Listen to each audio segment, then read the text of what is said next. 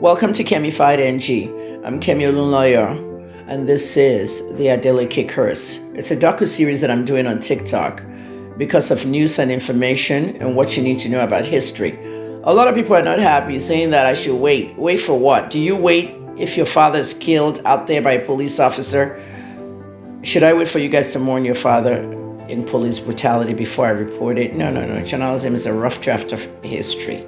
Okay, you don't insert yourself into the story. This is what I teach my students at 2222 Media Institute. I have an online media school that I train journalists and mass comm students and anybody that wants to learn anything in media. At the end of the day, guys, the way it is in media, you give the family privacy to mourn. And that means don't go calling them for interviews or don't go calling them on what happened.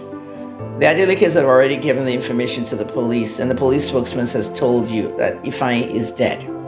Some of you are trending Ifeanyi is alive. You're using clout, okay? You're chasing clout with somebody else's bereavement. Figure that first before you come after the journalist. What I'm doing is I'm giving you a docu-series, okay? That's my work. That's how I pay my bills. That's how I eat, okay? A lot of you don't even support my work here to start with. So please don't tell me my assignments. You're not my assignment editor. I don't even work for a station. I work for myself. It's not about sentiments. We don't go with that. You should know that by now. I don't mourn anybody. I don't respect the dead and all that nonsense. Okay, I work. And that's how journalism is done. The Adeleke Curse is just a sequel to Surviving Davido, a 10-chapter documentary I did about Davido and his life history. It is on YouTube. Okay?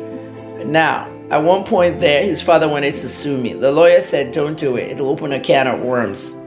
I know a lot about the Adelekes. My own experience with Verimadi. That's what I call Veronica.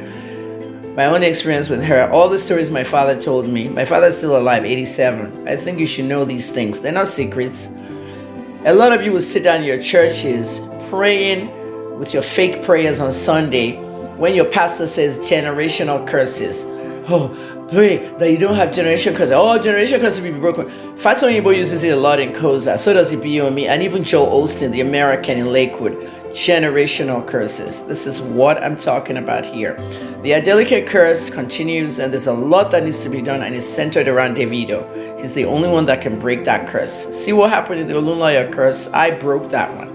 So you need to know how generational curses work. Some people have cursed you down the line in your generation, and some of you are cursing other people's generation now. And then see what happens 200 years later. Watch the Adeleke Curse coming up.